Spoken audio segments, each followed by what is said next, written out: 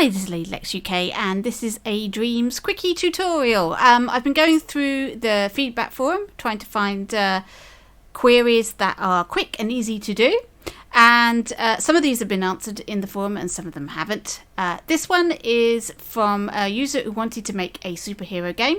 He wants to give the player the choice of a special ability at the beginning of the game, and he wanted to use variables and how would he go about that. So I've made something. Let me just rewind it. Okay, so you start with the player in normal mode. He can walk relatively slowly, jump normally. He has a choice of super jump or speed. So we're going to choose super jump. So I've now chosen that. That's gone away. And now if I jump, I can jump really high. If I was to die, I've still retained my superpower. If I rewind, try again. This time I'll choose speed. I can run relatively fast, but my jump is still a small jump. And again, if I die, I still retain my superpower. Right, let's have a look and see what the microchips are. Okay, first of all, if you make this inside the actual puppet logic, it will reset every time you die. So it's very important that you do not build it actually in here if you don't want that to happen. It will give you the option again every time you die to change your superpower. That might be a thing that you want in your game, but I'm guessing you don't. So you have to have a separate microchip that is not part of the group. It has to be a separate microchip from the puppet entirely. And we put our logic in there. So I'm just going to close this down. Here is our microchip. I've put in 2 nodes here just to make it easier. Now, you could use wireless transmitters for this instead of wiring directly into the controller sensor in your puppet. It is entirely up to you which way you do it. So here we have 2 nodes. This one represents the triangle and this one is the square.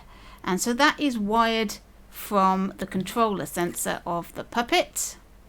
As you can see here, I've got a wire from the triangle and a wire from the square. And that's going into our nodes, our 2 nodes. So when the player presses these buttons, this is going to activate these nodes.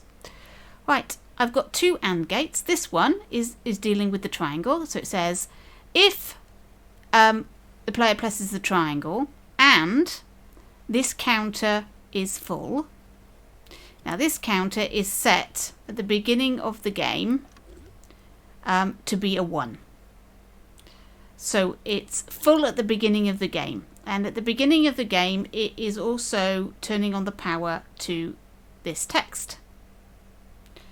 So it's checking to see if this text is playing and you've pressed the triangle button.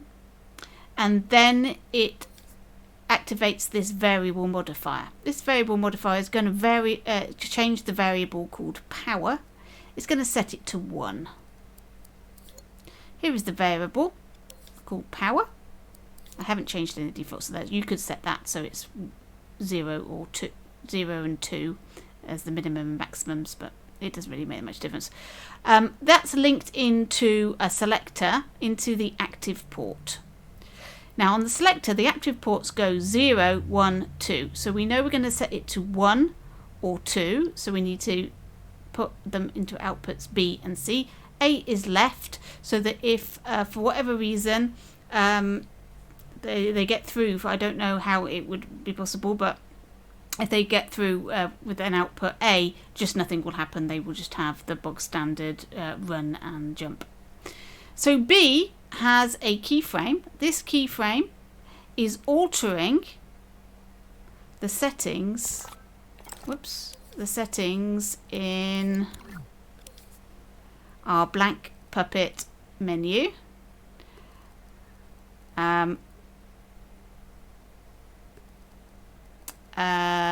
This is changing the jump height, I believe. Let me see. Yeah, there we go. It's changing the jump height. So the jump height has gone from 1 meter to 2.8 meters. While this one is changing the speed of the puppet. So it's now much faster. Both these keyframes are set to keep changes. So once you've changed the speed or the jump height, it stays the same the whole time. So that's what the variable does. When you've pressed the button, it then resets this counter to 0, which will turn off this, and it means if you press triangle again, nothing will happen because this isn't turned on anymore. So it's a one-shot deal. Once you've pressed it and done it, then it's done. This is AND gate is for the square button, and it does exactly the same. So it looks to see if the square button has been pressed, whether the counter is on, and then it does the variable modifier, and this time it's setting that variable to a 2, in which case it's going to look at output C and it's going to do the speed. So that's it. That's how we set our variables, and you can have as many of these as you like. So you can have various buttons here, and you can add more to this selector, up to 9 options plus the 0. So it's 0, 1 to 9. And there you go. So you can have multiple things. Now at the moment this is one selection, so you choose one choice.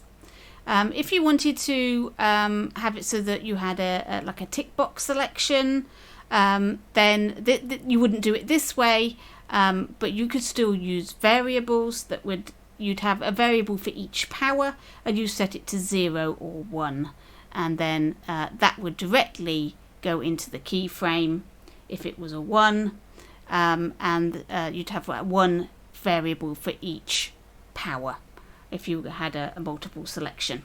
So that's how you do it. There you go. Hope that was useful. Thank you for watching, and I'll catch you in your dreams.